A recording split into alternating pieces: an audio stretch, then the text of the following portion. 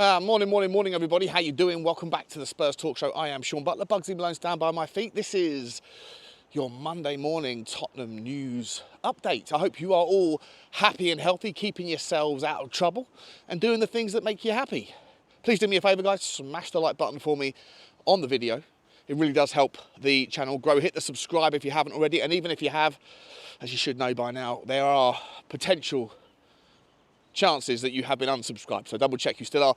Hit the notification bell and drop a comment. Let me know your thoughts on today's topics. And guys, we've got quite a few transfer news, views and clues updates for you. First and foremost, let's get through the most pertinent of it. It's a little bit of a frustrating news update, which is regarding RADU Dragusin, and that is that apparently Bayern Munich have entered the conversation. They've entered the chat and they're also keeping tabs on the player. Obviously, suddenly you're not just competing on financials, you're competing on the draw. And look, a lot of, we speak about this quite a lot, about how number 9s in this world are in high demand and short supply. It kind of appears at the same time that centre-backs are too. You see Newcastle United certainly are looking for another centre-back. Manchester United are, but are probably going to wait for Todibo in the summer. Liverpool are thinking long and hard about making moves for players like Lloyd Kelly. And then you look further afield and you see obviously Napoli are, and now Bayern Munich are as well, with the Eric Dyer situation. There's lots and lots of things going on within the centre-back world as well. And again, not that many superstars that are available. Now, am I concerned by the prospect of Bayern Munich coming in for RADU Dragusin? I'm really not. I genuinely do believe, and this is just my gut instinct here, guys, but I genuinely do believe that the deal for Tottenham is going to happen. It will happen, and that Tottenham are very much front and centre, ahead of the race, even though reports today are suggesting that AC Milan are also involved in the conversation. And according to Sempre Inter, or Sempre Italy, one of the kind of the big fan channels for the Milan teams, that AC Milan now apparently are in front of the queue for the player, considering they have issues with Malik Thiaw and the English goalkeeper English centre-back Tomori. As I say, a lot of rumours, a lot of speculation, but I still expect Daniel Levy and Tottenham Hotspur to come back with a third bid, the first two having been seemingly rejected according to reports out of the ITKs in that part of the world.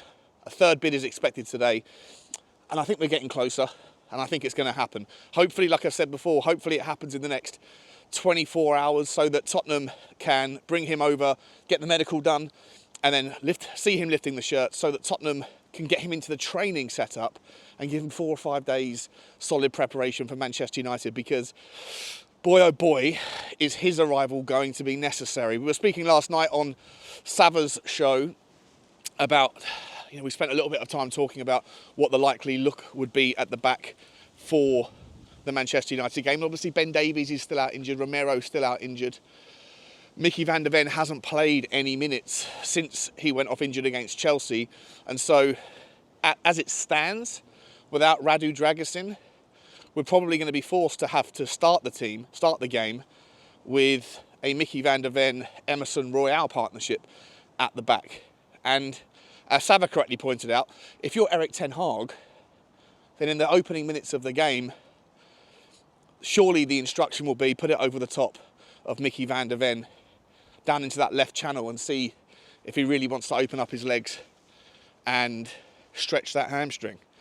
It's going to be fascinating. It's going to be fascinating. Like I say, guys, the noise and the news out this morning is that there's more clubs entering the bid, entering the conversation, and some of them have got a bigger draw, a bigger name, and a bigger success record behind them than Tottenham Hotspur can celebrate. But I've just got a feeling that everything's done with the deal apart from the kind of payment structure. And so you'd imagine that conversations are more advanced and relationships are slightly deeper with regards Tottenham and Genoa.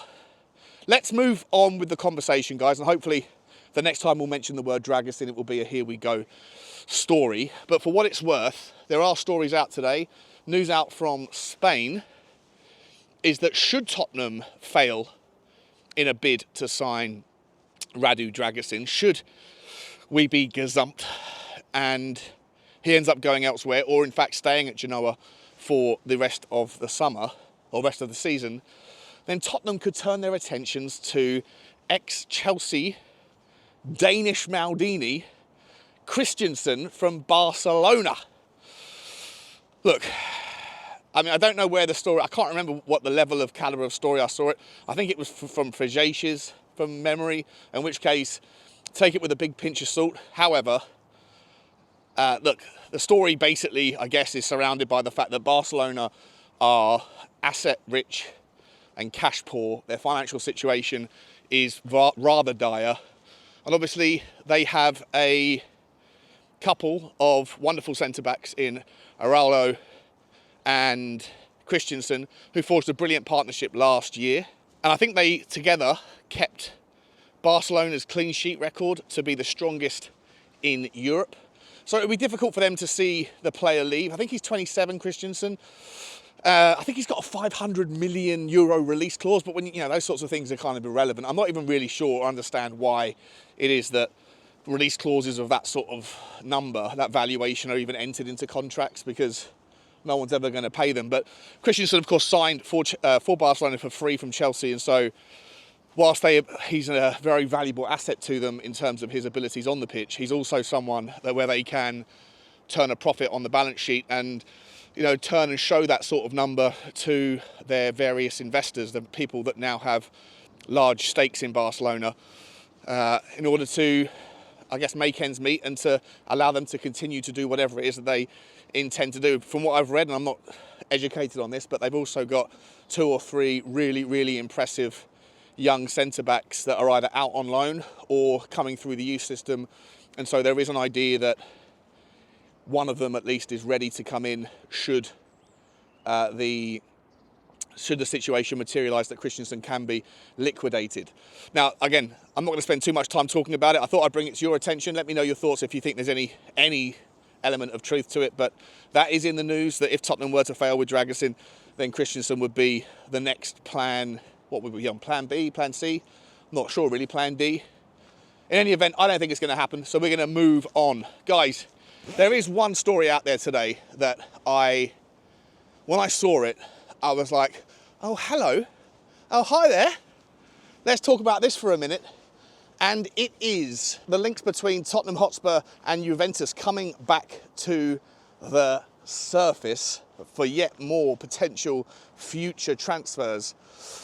Juventus, guys, have a youngster on their books who's currently on loan at Frosinone, another Serie A club who I think sit in about 13th in the league and are doing pretty well this season relative to their expectations, in no small part thanks to this unbelievable talent, Argentinian kid, Matias Soule. He plays off the right, but can play through the middle.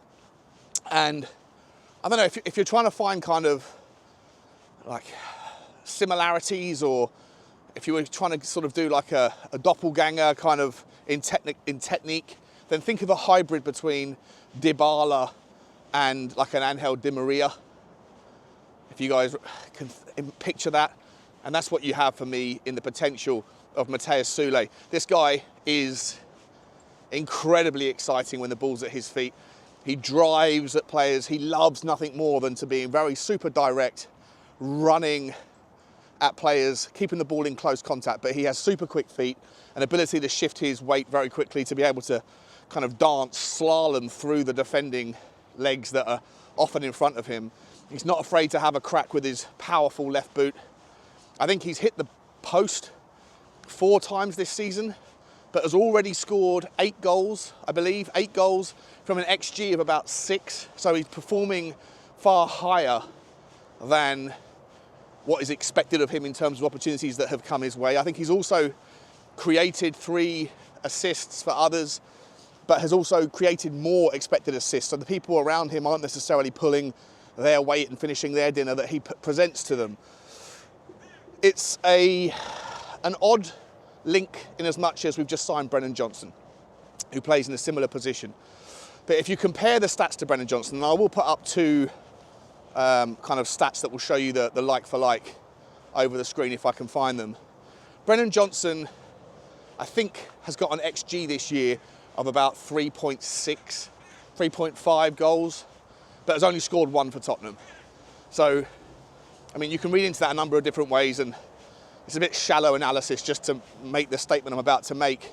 You really need to go in and look at the details to find out what happened. But in a nutshell, you can make the assumption from that statement, from that statistic, that he's being presented with opportunities that he should be doing better with Brennan Johnson. Now, again, I'm not someone who is on the anti-Brennan Johnson train. I know there's like a little bit of noise about that. I'm someone who's very much willing to give him time.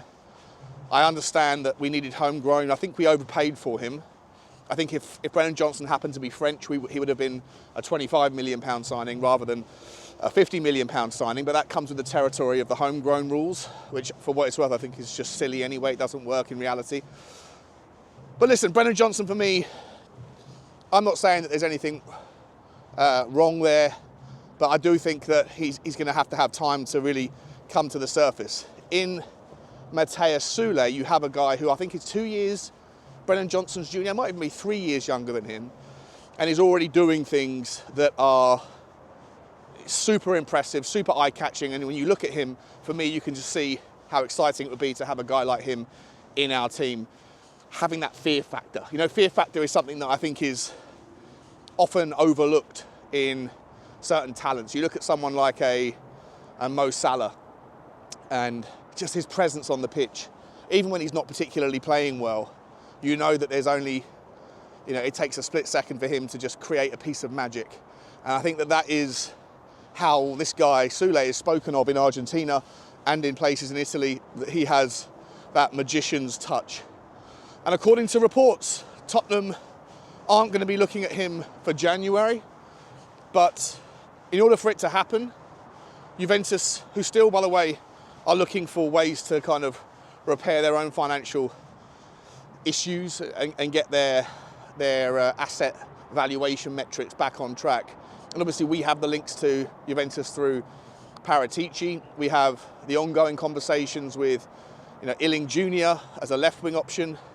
We have conversations going on right now with Dragusin, who has that connection back to the Juventus days. So there's obviously strong links between Tottenham and Juventus. Juventus at the moment are loaning him out to Frosinone. If anything was to happen with this story, and I'm not sure it will, but if anything was to happen, and it was to happen soon, then Juventus would have to call him back from loan in order to sell him, which, according to the reports, the contract does stipulate is a possibility.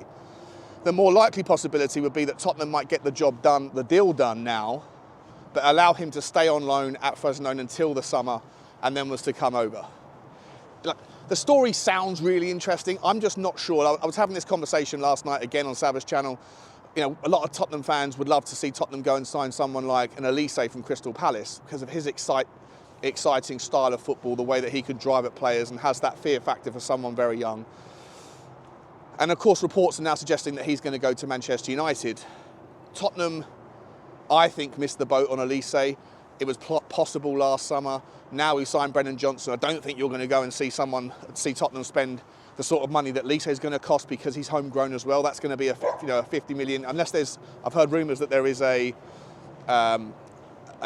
minimum fee release clause in Elise's contract. I'm not sure how substantiated they are, but either way, I don't think Elise will happen. However, this particular transfer from Juventus, again, according to these reports, is saying that Juve would accept somewhere between 25 and 30 million pound for the player. Now, we Tottenham have a lot of Argentinian, South American contingent now at the football club, and it's just a very, very interesting player. Listen, I've obviously done my research on, looked into him on the Y-Scout tour, but what I will do, because I want you guys to let me know your thoughts on this player. Maybe you know about him and have heard about him and have seen him play anyway, but if you haven't, I'll put a link to like a couple of YouTube videos, highlight reels. Now, obviously, highlight reels don't tell you the full picture. We've seen that with Eric Dyer, right? On Twitter, someone put together a 3-minute Eric Dyer compilation and made him look like the best centre-back in the history of football. So we know that highlight reels don't tell the picture. But for me, this guy Soule is super exciting. I don't know if there's any truth to it, guys, but when you see that sort of story, I want to bring it to your attention because I think this kid could be unbelievable. Like I say, a little bit of a hybrid between a Dybala, someone that Tottenham fans would really love Tottenham to sign right now, and also a little bit of that Angel Di Maria magic from the last generation. Interesting stuff. There's not a lot else to go through, guys. Some more links to a couple of Ajax, young Ajax players. I haven't done my research. We know the one with the one that we spoke about a few weeks ago, but there's another player that Tottenham are linked with from there, but I haven't looked into him enough to give you any feedback on him, so I'll save that one for tomorrow. Christensen from Barcelona. Is it possible if Tottenham fail with Dragusin? Do you think that the Dragusin to Bayern Munich rumours or Milan, are they coming in? Is that going to be a spanner in the works? If so, what's the solution? Does Tottenham need to kind of see the wood for the trees here and just go back and pay the additional money because, you know, there's more people coming in into the bidding war, and obviously Tottenham are without Ben Davies, you know, and that's another kind of leverage in their negotiation. Tottenham are more desperate now than they were a week ago for this player because last week we still had a fit Ben Davies. It's all very fascinating, guys. January window is hot stuff, lots of rumours, very little action. You know what, I'm happy I'm a Tottenham fan because right now there's no other team that's really doing very much at all. Lots to talk about tomorrow. I might even find the time, if I can get my work done today, to do a live stream about 4 or 5 o'clock, so keep a lookout for that. But guys, let me know your thoughts on everything we've spoken about. Like, subscribe and comment, and as always, bye-bye.